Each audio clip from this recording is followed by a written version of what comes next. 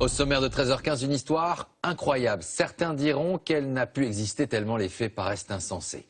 Comment une famille de notables bordelais va se laisser happer, manipulée par un homme? Comment vont-ils se retrouver dépouillés de plusieurs millions? C'est une toile d'araignée qui étouffe l'intelligence qui va se mettre en place. On appelle cela l'emprise. Un mécanisme difficile à cerner et à comprendre, mais qui va briser une famille durant 10 longues années. Un père de famille s'est battu, seul, longtemps isolé, coupé de celles et ceux qu'il aimait.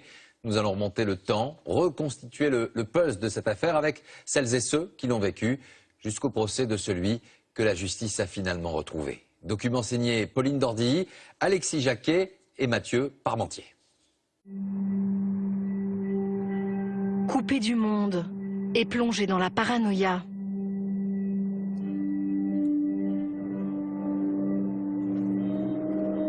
Un homme a transformé une famille entière en marionnette.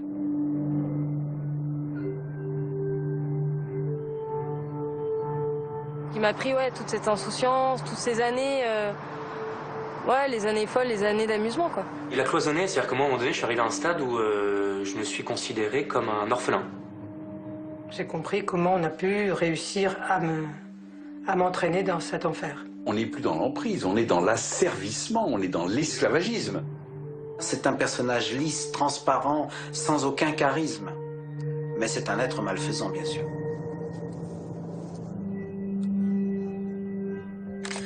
Pendant 10 ans, Thierry Tilly a manipulé 11 membres d'une riche famille bordelaise pour les dépouiller de leur patrimoine, près de 5 millions d'euros.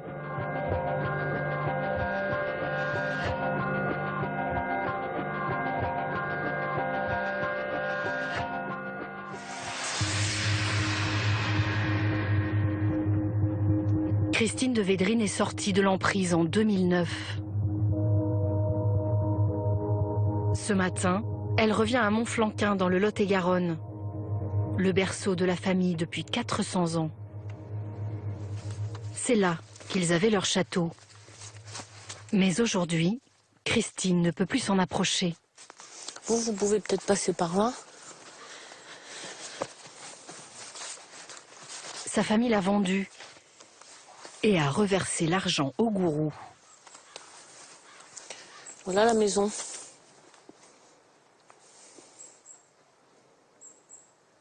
Charles-Henri, moi et les enfants, on est rentrés sans rien. Si je n'avais pas été accueillie par ma famille et mes amis Marie-Hélène et Dominique, eh bien j'aurais été sous les ponts. Vous avez perdu quoi concrètement du coup, dites-moi un peu. Toutes les maisons, toutes nos maisons, c'est-à-dire, si vous voulez, tous nos souvenirs, les lettres de mes parents, tous les meubles, tous les bijoux. Hein. En fait, on est rentrés, Charles et moi, avec notre alliance. C'est tout. C'est tout. Il reste à mon mari 30 hectares. Donc jusqu'au château, c'est ça? Alors voilà, écoutez, là, vous voyez la maison, là, eh bien, Charles-Henri est propriétaire je pense, à 2 mètres du mur. Imaginez-vous la maison de votre enfance qui part sans vouloir la vendre, c'est ça, vous voyez. Ça aurait été une décision, bon, voilà. Mais là, c'est ça qui est incroyable. Et je peux comprendre que ce soit difficile à admettre, mais mon mari et les enfants n'ont jamais voulu vendre Martel. Pour qu'il se dépossède, l'escroc a brutalisé Christine. Blessée à la hanche, elle a encore du mal à marcher. En 2008, nous étions séquestrés. Moi, j'étais séquestrée dans une pièce, sur un tabouret nuit et jour. Il m'a frappé, il m'a menacé. Interdiction d'aller aux toilettes. On devient sous-homme assez rapidement. Donc c'est vrai que c'est facile après de faire signer n'importe quoi à un mari qui a sa femme en otage.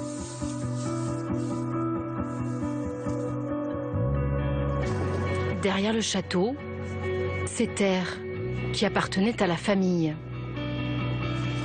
Voilà, on arrive aux maisons qui ont été vendues. Et puis surtout, c'était là où on pensait installer un enfant. Tout ça, c'était à nous. Quand vous repassez là, c'est quoi qui domine? C'est la colère? Oui, la colère, oui.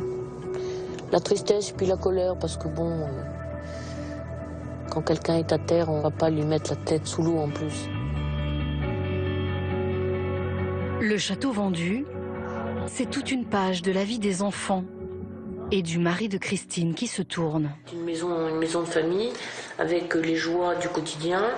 Bon ben là, en effet, c'est un repas sympa. C'est les anniversaires, oui. C'est les préparations des concerts annuels. Voilà. C'est l'anniversaire de Diane, on la voit là en train de, je sais pas, tu avais 4-5 ans en fait, Diane là. Et puis là c'est... tes frères et tes cousins.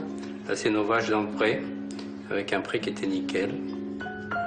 Lorsque le manipulateur entre dans sa vie, Diane a 15 ans. Amaury et Guillaume, l'aîné, sont étudiants. Charles-Henri, gynécologue à Bordeaux. Tous ont aujourd'hui compris la perversité du piège. On se dit que mais comment on a été aussi bête pour se faire prendre. Moi j'étais très pragmatique, je me suis quand même fait piéger, je me suis fait avoir. On se fait avoir parce qu'on est faible et on se fait prendre parce qu'on est faible. Et après, à partir du moment où on est pris, on est un pantin. Alors, une faille. Oui. Alors, on peut admettre qu'on soit faible, mais ce qu'il faut comprendre, c'est que le manipulateur s'adresse à une faille émotionnelle. Ça peut être un divorce, ça peut être un accident de la vie. Et nous, c'est vrai qu'on avait des failles émotionnelles. Dans la famille Védrine, c'est par Guylaine, la sœur de Charles-Henri, que tout a commencé. Elle a été la première proie de l'escroc. Il a réussi à la séparer de son mari. Pendant des années, ils ont même divorcé.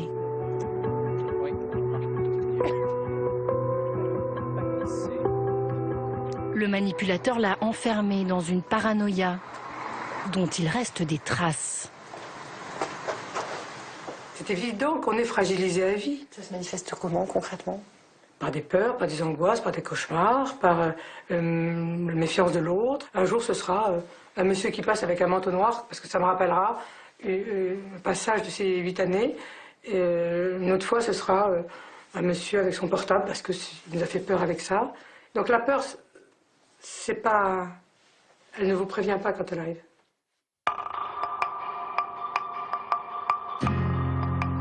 L'escroc aborde Guylaine en 1997, ici, à Paris. Elle vient de prendre la direction de cette école de secrétariat. Elle se sent submergée par cette nouvelle fonction. Un parent d'élève lui présente un homme plein de ressources. C'est Thierry Tilly. Il s'est rendu indispensable dans tout ce qui était professionnel d'abord. Il arrivait à résoudre tous les problèmes, il avait un carnet d'adresses remarquable. Il venait de temps en temps, puis de plus en plus souvent, puis il s'est rendu indispensable. Et puis ensuite, on ne pouvait rien faire sans lui. Au fil des mois, l'homme si serviable change de discours. Martine Gourdin était professeure dans l'établissement à cette époque. Alors, j'ai pas jamais su, c'était un ancien, un actuel, monsieur qui faisait de l'espionnage. Enfin, il y a des choses très bizarres, mais moi, je suis là pour éradiquer la franc-maçonnerie du monde. Et ce monsieur a fait un travail probablement très pernicieux, mais très payant, pour lui en tout cas, puisque petit à petit, elle est rentrée dans ce schéma. On nous écoute, on risque de, on va chercher à me tuer. Donc elle l'avait toujours. Alors c'était son garde du corps, c'était celui qui allait chercher de l'argent à la banque, c'était celui qui nous protégeait de tout et n'importe quoi. À l'époque, Guylaine est mariée depuis 25 ans à Jean Marchand. Ils ont 2 enfants. Il sent que sa femme s'éloigne peu à peu. Vous êtes en face de quelqu'un avec qui vous avez vécu 25 ans, mais c'est plus la même personne. Sont plus les mêmes propos, sont plus les mêmes réflexes, sont plus les mêmes comportements. Vous êtes désarçonné. Mais sur l'instant, vous ne pouvez pas imaginer que derrière, il y a cette emprise monstrueuse. Comment imaginer que ce soit aussi démesuré, que ça détruise toute une famille, que ça détruise vos biens, votre patrimoine, votre épargne, et puis votre vie, tout simplement. Guylaine présente Thierry Tilly à sa famille.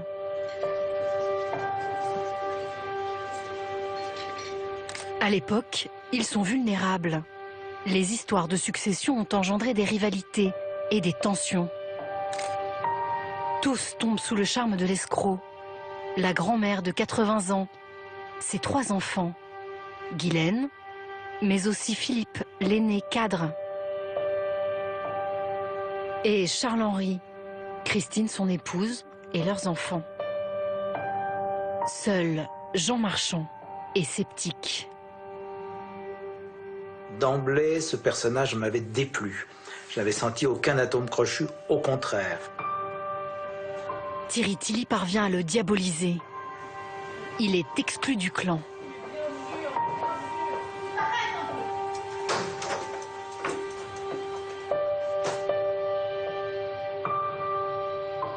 Je revis des scènes que j'ai vécues. Mon expulsion manu militari extrêmement violente le 7 septembre 2001 de notre maison de Montflanquin.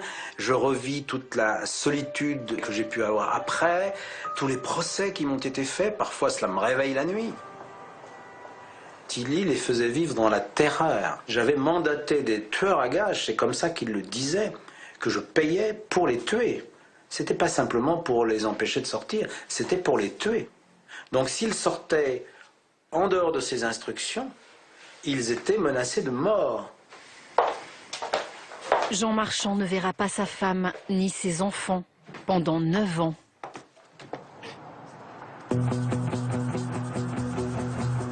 Qui est l'homme qui a élaboré ce piège si redoutable?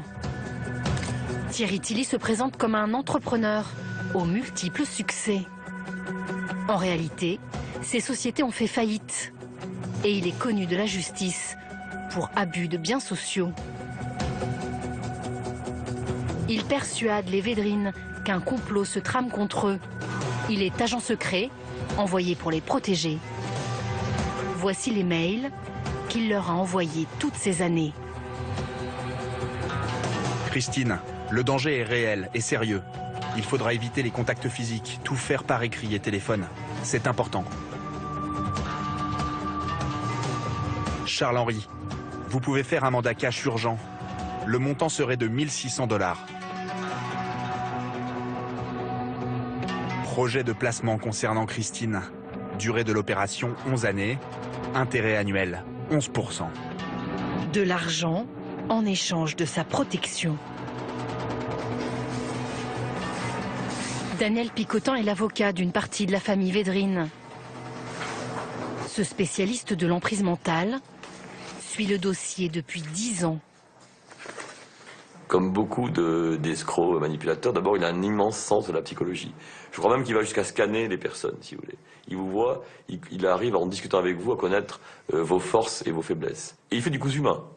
C'est-à-dire que qu'un caméléon, si vous voulez, il va avoir avec la grand-mère un langage particulier, il se mettra ensuite à porter de l'adolescent, si vous voulez. Donc c'est quelqu'un qui véritablement, si vous voulez, arrive à capter l'autre par empathie. Je vous dirais qu'il vous anesthésie. Comme une araignée, il va vous anesthésier, vous ficeler, et ensuite, c'est un prédateur, il faut bien dire, il va vous sucer le sang, voilà. Pris dans les mailles du filet, la famille vend tout et reverse l'argent à l'escroc. Et d'abord cette maison familiale d'un quartier huppé de Bordeaux. Charles-Henri dévisse sa plaque de gynécologue et quitte brusquement son travail. À Paris, Guylaine laisse tomber son école. Les enfants abandonnent leurs études. Tous rejoignent la grand-mère au château familial dans le petit village de Montflanquin.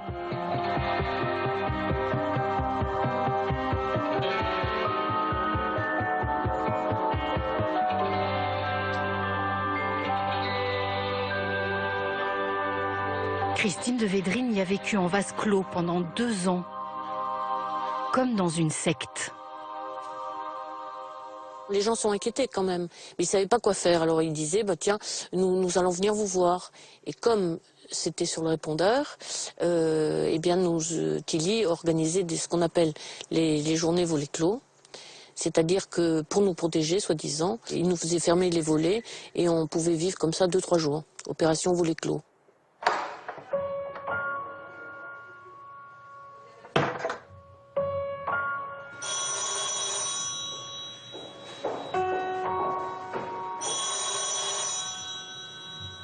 Leur quotidien est rythmé par les tâches ménagères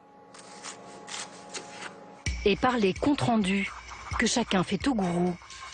Il ne vit pas avec eux, mais leur donne des instructions dans ses courriers et ses mails. Christine, je vous demanderai de ne plus recevoir qui que ce soit à l'improviste. Nous sommes dans une situation hors cadre. Nous devons respecter les susceptibilités de chacun. Après, nous serons en ordre de marche. Guylaine va revenir me voir chaque semaine, car il faut préparer l'avenir et gommer toutes les balivernes comportementales. Synthèse projet éducatif Amaury, pour finir de sécuriser définitivement ses acquis comportementaux. Concernant le problème de santé triangulaire, il faut encore attendre un peu. Discrétion absolue de rigueur. Ce psychiatre a examiné toute la famille en 2011. La première réaction, c'est ça n'est pas possible. Ah, ça ne nous serait pas arrivé à nous. Je crois qu'il faut être un peu plus modeste. On est dans quelque chose d'assez terrifiant, où le sujet a perdu toute liberté, toute autonomie de pensée. Alors, ce qui est très surprenant, c'est que la capacité de critique, la capacité de l'autonomie de pensée, elle demeure, mais elle demeure en jachère. Il y a quelque chose de sectaire dans cette transformation familiale en une sorte dans une sorte de paranoïa qui a coupé la famille du monde. Sur ordre de l'escroc, les Védrines ne paient plus leurs impôts. Les huissiers saisissent les meubles du château. Pour la famille, c'est la preuve qu'ils sont victimes d'un complot. Ils se réfugient dans cette maison voisine pour fuir leurs ennemis. Ici, ils scrutent tous les visiteurs et gardent porte close. En 2006, ils déménagent avec Thierry Tilly en Angleterre. Nous avions rencontré l'un d'entre eux. Je travaille pour la télé française, j'ai ma cœur. Moi, personnellement, ça me... Vous voulez pas... C'est pas le problème. Ouais. Moi, ce que je veux, c'est vous coordonner. Ouais. Et puis, si on a besoin de vous parler, on vous parlera. Briefés par le gourou, ils affirmaient agir librement et sans être influencés. À cette époque, l'escroc entreprend de détruire leur famille. Sa méthode, les isoler et les monter les uns contre les autres. Il a vraiment tenté de nous séparer de vous et de casser notre image de parents. Toi, Amaury, il te disait qu'on ne t'aimait pas. Essayer de prouver à un enfant après que c'est faux, difficile, hein? C'est vrai qu'il a beaucoup discrédité notamment mon père, à mes yeux. Il a cassé un peu en tout cas pour moi, tous mes souvenirs d'enfant, et notamment de bonheur, ce qui fait qu'il y a une partie de mon disque dur qui a été effacée. C'est vrai qu'à force de nous dire quotidiennement que nos parents nous aimaient pas, que la fratrie qu'on représentait n'était pas si solide qu'on le pensait, à force, quand ça vous est tellement répété, on se dit très bien, ça doit être vrai, donc je vais vivre que pour moi. En fait, il a tellement cloisonné qu'il nous a tous mis dans une solitude et une détresse qui faisait que c'était le sauveur, la seule personne qui était capable de pouvoir comprendre et éventuellement résoudre ou penser ces douleurs qui étaient existentielles. Christine a été le bouc émissaire de Thierry Tilly. Peut-être parce qu'elle posait trop de questions. J'ai eu un doute pendant tout le temps. J'ai eu un doute, mais j'ai quand même fait tout ce qui m'a été demandé de faire. Parce que je n'étais pas entendue et que moi, l'important pour moi, c'était la cohésion familiale. C'est là mon erreur. Moi, je m'en veux parce que j'aurais vraiment pu sauver ma famille bien avant. Mais j'avais très peur d'être exclue de ma famille.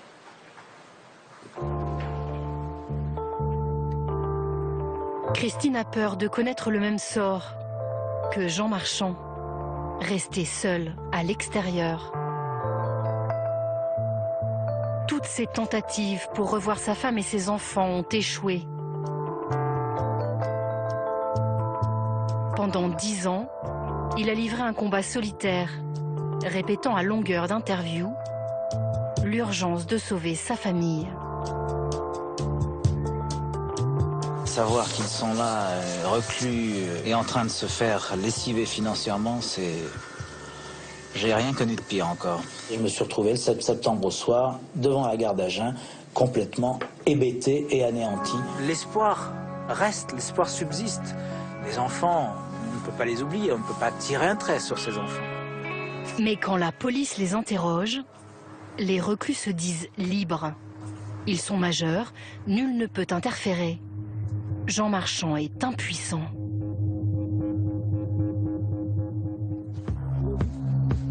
Jusqu'à la plainte de Christine. En 2009, elle réussit enfin à se libérer de l'emprise. À l'époque, toute la famille vit à Oxford, en Angleterre, à la merci de Thierry Tilly. Ils vivent dans ces maisons modestes. Pas d'abus sexuels comme dans certaines sectes, mais le gourou les fait travailler et ponctionne leur salaire.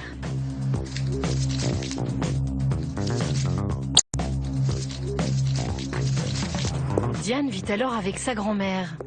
Pour se nourrir, elle récupère les invendus périmés des magasins. Thierry Tilly m'a dit on a quand même besoin de beaucoup d'argent, puis il faudrait que tu travailles pour que je puisse mettre de l'argent de côté pour toi, pour la fac. Bon, mais donc là j'ai pris 2 travails à temps plein. Ça fait du 9h, 6h dans un travail et du 6h30, 2h du matin dans l'autre travail. Donc ça laisse peu de temps pour dormir et ça, je l'ai fait pendant 9 mois. Je commençais ma vie, je commençais à avoir des amis, à sortir. Donc il m'a pris toute cette insouciance, toutes ces années, les années folles, les années d'amusement, quoi. Sa mère Christine travaille alors dans cette cantine industrielle pour le compte d'un restaurateur français.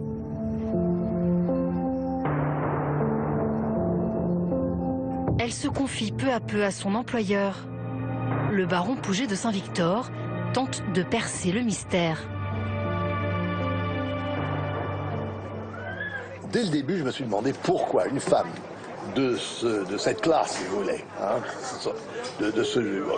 au moins de la haute bourgeoisie, si vous voulez, qu'est-ce qu'elle faisait à travailler comme une cuisinière, et son mari, qui était toubib, qu'est-ce qu'il faisait à travailler comme jardinier? Un jour, elle lui présente un ami, un homme très puissant. C'est Thierry Tilly. Il ouvre la conversation en me disant qu'il a beaucoup de contacts à l'OTAN, à l'UN, ici et là, beaucoup d'investisseurs en Suisse, qu'il a accès à d'énormes sommes d'argent, etc. Et le plus il parle, le plus je me dis mais c'est un escroc, c'est un fou, c'est un illuminé. Le baron veut que Christine téléphone à une amie pour sortir du piège. Elle dit non, n'appelez pas parce que le téléphone est sur écoute. Thierry a certainement, toute la pièce est sur écoute. Je lui dis non, la pièce n'est pas sur écoute, le téléphone n'est pas sur écoute. Je ne sais pas ce qui vous fait croire tout ça, mais c'est de la connerie. On va l'appeler. Je lui dis bon, ce soir, vous allez rentrer, vous n'allez rien dire, vous allez prendre votre passeport. Il ne faut surtout pas qu'il se doute qu'il y a quelque chose. J'avais arrangé que son ami et sa cousine soient à Waterloo, c'est la gare. À la gare, ce matin-là, il y a son amie d'enfance, Marie-Hélène. Elle se bat depuis 10 ans pour retrouver Christine. J'étais avec des amis à la maison et le téléphone sonne et j'entends c'est Christine. Et là, j'ai éclaté en sanglots. On est allé la chercher. Je peux pas dire que j'avais pas peur, moi. Mon mari m'a dit vas-y. Christine part en laissant derrière elle son mari et ses enfants. Et là, vous la retrouvez, elle est comment quand... Ah là, j'ai pas été emballée. Je l'ai trouvée en piteux état physique. Et elle boitait. Complètement. Aujourd'hui, elles sont plus liées que jamais. Bon, alors là, c'est la première à droite. À cause de ce qui est arrivé à son amie, Marie-Hélène aide désormais les proches de personnes sous emprise. Elle-même s'est sentie désarmée toutes ces années. Merci beaucoup. Oui, aïe. D'éviter le pire. Et Christine, qu'est-ce que vous auriez fait sans une amie comme ça? J'aurais pas fait grand-chose. Hein. Je sais même pas si je serais là aujourd'hui. Parce que bon, c'est vrai que de tous nos proches, Marie-Hélène, elle était la seule à comprendre qu'on était manipulés. Les autres n'ont pas compris, ils ont pris ça contre eux. Je ne savais rien, même mes propres affaires, je ne savais pas comment ça a été vendu, où était allé l'argent, et c'est extraordinaire, j'ai découvert beaucoup de choses. Je ne savais plus en quelle année on était. C'est effrayant. Opérée de la hanche, Christine attend les résultats de l'enquête de la police chez Marie-Hélène, loin de ses enfants et de Charles-Henri. Là, on l'a chouchouté. Hein. Oui, tous les petits plats que j'avais pas eu. Voilà. Son petit décaféiné le soir, son petit... Les choses se passent petit à petit. Il y a des moments, elle s'en va dans sa chambre, elle pleure, etc. Bon, elle s'en va, elle pleure. Puis d'autres moments, elle a envie de parler, on parle. Ça vous fait quoi, vous, de vous souvenir de toute cette période-là? Je vous sens touchée, c'est... Je suis émue, je suis émue. Et puis, bon, c'est quand même formidable, mais je suis émue. Bon. Pourquoi, c'est quoi qui vous... Oh, parce que c'est un moment important quand même. Hein. Bon, ça a été un tournant de notre vie, mais je crois, enfin, je sais pas comment tu l'as vécu, mais j'étais très décidée à sauver ma famille. La police corrobore le témoignage de Christine. Un mandat d'arrêt international est lancé contre Thierry Tilly. Il est arrêté alors qu'il tentait de fuir en Suisse. Un électrochoc pour la famille. Quelqu'un est venu frapper à notre porte et nous expliquer que Tilly était en prison parce que c'était un escroc et que nous étions tombés dans un piège. Et ça a fait sens tout de suite? Ah, tout de suite. On a réalisé tout de suite. Je suis arrivé à reprendre conscience qu'un ami était en fait un voyou. Et ça, mais en 30 secondes. Et c'est ça a été. Et pourquoi? Parce que les personnes qui nous ont abordés ont su le faire selon des techniques bien au point, et ils ont su comment nous aborder. L'aura du gourou est cassée grâce à des psychologues spécialistes des sectes. Toute la famille porte plainte et se constitue partie civile.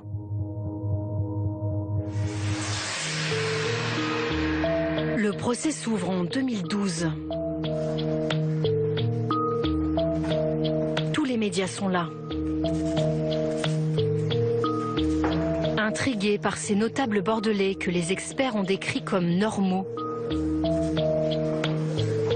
et par la personnalité du manipulateur,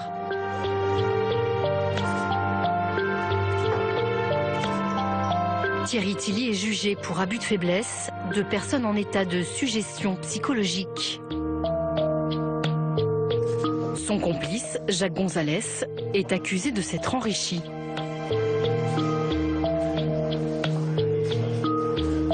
À l'audience, les médias s'attendaient à découvrir en Thierry Tilly un as de la manipulation. Mais le principal accusé divague et se prétend descendant d'une famille royale.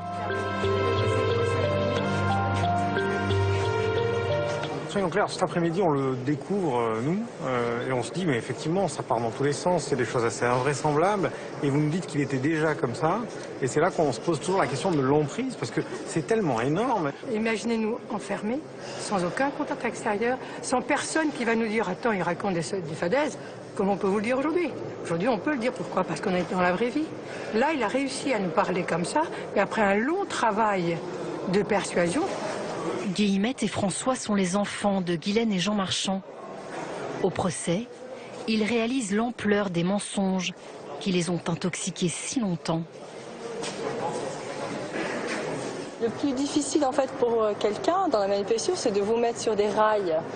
Une fois que vous êtes sur des rails, après ça. Alors quand on nous dit comment vous avez pu croire en 2006 par exemple à telle ou telle chose, j'explique mais 2006 ça a commencé en 2001. Donc ça faisait déjà 5 ans que nous étions derrière lui. À la barre, un homme qui croyait aussi être l'ami de Thierry Tilly. Ancien avocat du gourou, il a été asphyxié par ses mensonges. Et escroqué lui aussi.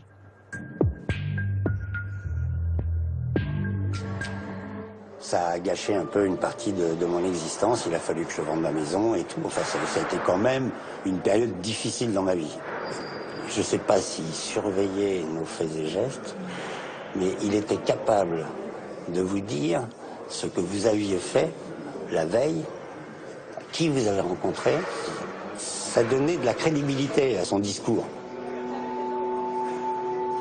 Comment expliquer que Thierry Tilly, qui semblait si charismatique lors de l'emprise, soit désormais comme une coquille vide? Pour ce psychiatre, c'est tout le paradoxe de l'escroc. L'un des dangers dans ce type de questionnement sur les escrocs ou les gourous, c'est de surévaluer leur intelligence. Ils ont une très grande habileté à saisir l'inconscient, le psychisme de l'autre, mais qui est à mesure de leur impossibilité à entrer en contact avec eux-mêmes et à se saisir eux-mêmes. Où est passé l'argent de la famille? Sur 4,5 millions d'euros, les enquêteurs ne retrouvent la trace que de 2 millions d'euros, dilapidés par Thierry Tilly. Voyage, costume de luxe. Il entretenait sa propre famille, sans leur révéler la manipulation. Il en a même fait profiter son complice et ami, Jacques Gonzalez. Ce retraité qui connaissait à peine les Védrines a touché 1,5 million d'euros de leur fortune. Nous l'avions rencontré quelques jours avant le procès. Vous avez touché une grande partie de l'argent issu de la vente notamment de leurs biens immobiliers? Ça, c'est vous qui le dites. Moi, j'ai touché de l'argent de M. Tilly qui me donnait de l'argent. Mais de leur vente ou pas de leur vente, je ne sais pas. Je ne m'occupais pas de leurs affaires. Comment voulez-vous que je sache? Thierry Tilly le présentait comme son patron, chargé d'assurer la sécurité de la famille. Il fallait donc le rémunérer grassement.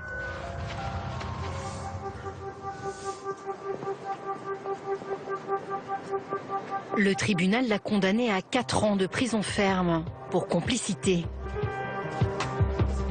Thierry Tilly a été condamné en appel à 10 ans de réclusion, la peine maximale prévue par la loi. Enfin, la fin du combat pour Jean Marchand. On va mieux, même si ça restera un traumatisme à jamais, bien sûr. Et puis, à chaque fois que nous sommes ensemble, en tout cas, et c'est aussi souvent que possible le cas, nous allons bien. Ce verdict, c'est aussi une victoire pour l'avocat de la famille Védrine. Maître Picotin se bat depuis des années pour que l'emprise mentale soit mieux sanctionnée par la justice. La première loi date de 2001. Et de passage. Faire reconnaître l'emprise mentale dans l'affaire de la famille des Védrines depuis 2004 que je suis dans le dossier, c'est un chemin de croix, carrément. Au plan pénal, ça a été très difficile parce qu'au début, il y avait beaucoup un côté dubitatif chez les magistrats ou dans les services de brigade de gendarmerie. Les brigades de gendarmerie à l'époque, en 2001, en 2004, n'étaient pas préparées à ce type de dossier. Aujourd'hui, il amorce un nouveau combat. S'il réussit, ce sera une première en France. Quelle que soit la jurisprudence, il n'y a pas d'appel. Ils n'ont pas besoin d'ailleurs. Hein. Les Védrines veulent annuler toutes les ventes effectuées sous emprise, et notamment celle du château. Cette famille des Védrines était à Montflanquin, je crois, depuis la mort d'Henri IV, 1610. Bon, c'est quand même vraiment un bail. Et ce bien a été transmis de génération en génération et a été extorqué dans des conditions rocambolesques et tout à fait odieuses. Christine de Védrines a été quand même torturée. La famille a été sous-alimentée. Et ces pauvres gens ne sortaient de cet enfer uniquement que pour les signer on ne sait quel papier qui ont permis de brader un château qui fait quand même 600 mètres carrés habitables, 1000 mètres de dépendance, 1 hectare 7, en parfait état, il a été extorqué pour 460 000 euros. On demande les dommages et intérêts aux gens qui ont fauté, c'est-à-dire essentiellement aux notaires, pour nous permettre de racheter la maison. Après, au propriétaire actuel de se débrouiller avec le même notaire pour s'être fait avoir. Tout le monde à Montflanquin, tout le monde en Lot-et-Garonne savait que les malheureux Védrines se dépouillaient à vil prix de tous leurs biens. Donc il y aurait dû avoir, je pense, de la part de certains interlocuteurs et intervenants auxquels nous demandons réparation aujourd'hui, beaucoup plus de délicatesse, de prudence et de respect de la personne. Depuis 2003, les reclus de Montflanquin font régulièrement la une de la presse régionale. Des professionnels de l'immobilier étaient-ils au courant? Ont-ils fermé les yeux sur l'état de faiblesse de la famille? Max Germain est l'agent immobilier qui a vendu la plupart des biens de la famille dans la région. Il est aujourd'hui en procès avec ces notables qu'il connaît depuis toujours. Il raconte n'avoir jamais rencontré Thierry Tilly et ignorer son emprise. Ils voulaient absolument que tout se passe vite. Voilà. Bon.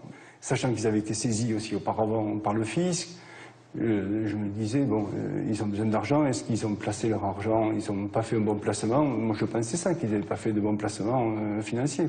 Le fait que vous connaissez quand même bien cette famille et que vous les voyez d'un coup quand même vendre tout ça de manière très précipitée, est-ce qu'on n'essaie pas de les protéger et de se dire, il y a un truc qui n'est pas normal qui se passe? Intellectuellement, c'est des gens quand même qui sont, c'est pas des pauvres gens. S'ils avaient été des pauvres gens d'un niveau intellectuel ou social qui nécessitent une aide, j'aurais compris. Mais là, eux, quand même, c'était quand même l'aristocratie. Donc, qu'est-ce que moi, je vais me mêler de leur affaire financière s'ils ont envie de tout placer en Angleterre ou ailleurs? Au départ, Max Germain était mandaté pour vendre le château. Mais pressé par Thierry Tilly, la famille le court-circuite et trouve directement un acheteur pour 460 000 euros.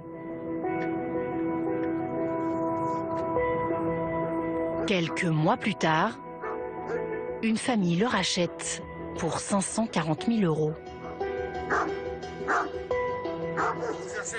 Le nouvel occupant nous explique qu'avec sa femme, il venait d'une autre région et qu'il ne connaissait en rien l'histoire récente du château.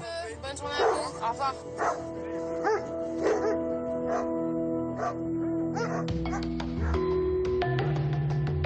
Le notaire qui a signé l'acte de vente a-t-il failli à son devoir de conseil?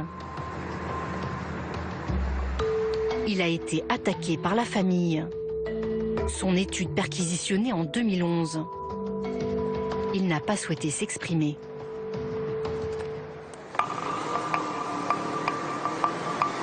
Les ventes réalisées sous emprise seront-elles annulées?